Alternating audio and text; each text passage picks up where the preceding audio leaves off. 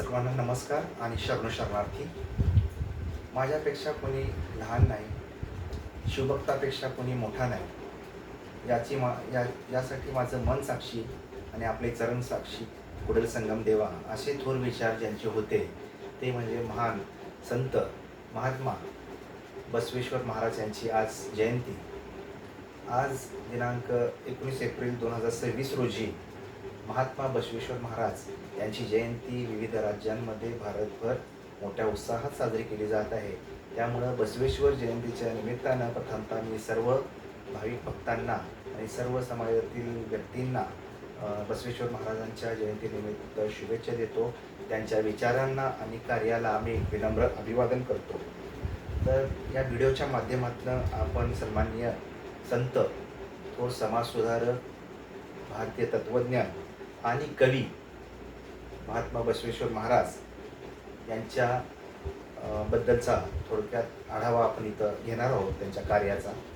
त्याबद्दल मी या व्हिडिओच्या माध्यमातून प्रथमतः तुम्हाला सर्वांना असं आवाहन करतो की हा व्हिडिओ जर आपणास पसंत पडला तर मला प्रोत्साहन देण्याच्या निमित्तानं आपण या व्हिडिओला लाईक करावं, शेअर करावं ही नम्र विनंती.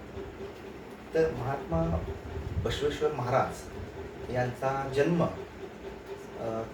साधारणपणे 12व्या शतकामध्ये कर्नाटक राज्यातील विजयपूर जिल्ह्यातील इंगळेश्वर बागेवाडी या ठिकाणी झाला. तर त्यांच्या वडिलांचं नाव माधीराज आणि आईचं नाव माधीलांबिका असं होतं. महात्मा बसवेश्वरांच्या जन्मानंतर त्यांनी 8वीपर्यंतचं जे शिक्षण आहे ते कुडल संगम इथं घेतलेलं आहे. कुडल संगम इथं त्यांनी विविध भाषा, तत्त्वज्ञान, धर्म याबद्दलची इत्थंभूत माहिती त्यांनी आत्मसात केली आणि त्या ज्ञानाच्या बळावर त्यांनी कर्नाटकातील कलचुरी येथील राजा बिज्जल यांच्या राज्यामध्ये मंत्री म्हणून त्यांनी काम केलेलं आहे. पुढं त्यांनी त्यांचा मामाच्या मुलीबरोबर त्यांचा विवाह झाला आहे आणि त्यांचा संत बसवेश्वर महाराजांचा सोलापूर जिल्ह्याचा अतिशय जवळचा संबंध आहे. तो कसा की लग्न मामाच्या मुलीबरोबर झाल्यानंतर ज्यावेळेस झालं त्यावेळेस ते सोलापूर जिल्ह्यातल्या मंगळवेढा तालुक्यामध्ये आलेले होते. तिथं त्यांनी जवळपास 31 वर्ष काढलेली आहे. म्हणजे थोडक्यात आपल्या सोलापूर जिल्ह्यामध्ये त्यांनी त्यांचा बराचसा काळ घालवलेला आहे.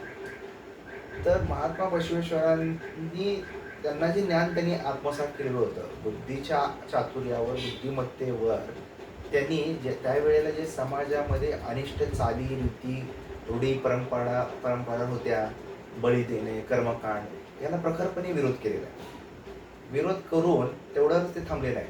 त्यांचा ह्या प्रथांना ही जी समाजामध्ये विषमता होती, की स्त्री पुरुषामध्ये भेदभाव होता, परत जाती व्यवस्था होती, वर्ग व्यवस्था होती, हेच त्यांना नकोसं वाटायचं. बाबा पुरुष म्हणून तुम्ही, माणसं म्हणून सगळ्यांना समान दर्जा मिळालेला पाहिजे. मग महात्मा बसवेश्वरांची मूळ शिकवण काय आहे की स्वातंत्र्य, समता, बंधुता, समानता या गोष्टीप्रमाणे प्रत्येक माणसाला आयुष्य जगण्याची संधी मिळालेली पाहिजे. त्याच्यामुळं त्यावेळची जी विषमता होती ती ह्यांना, बसवेश्वर महाराजांना खटकत होती. त्यांना वाटायचं प्रत्येकाला समान संधी मिळाली पाहिजे. त्यामुळं या व्यवस्थेला, जाती व्यवस्थेला, धर्म व्यवस्थेला त्यांनी प्रखरपणे विरोध केलेला. त्यावेळेस आपल्याला म्हणजे विविध पुस्तकातील नोंदींवरून दिसून येतं. त्यानंतर महात्मा बसवेश्वरांनी कन्नडमध्ये, म्हणजे ही जी विषमता आहे यामधनं लोकांना जागरूक करण्याच्या दृष्टीनं कन्नड साहित्य, म्हणजे कन्नड भाषेतून वचन साहित्य लिहिलं. वचन साहित्याच्या माध्यमातून समाजाला जागरूक करण्याचं कार्य जर कोणी केलं असेल तर ते संत महात्मा बसवेश्वर महाराजांनी.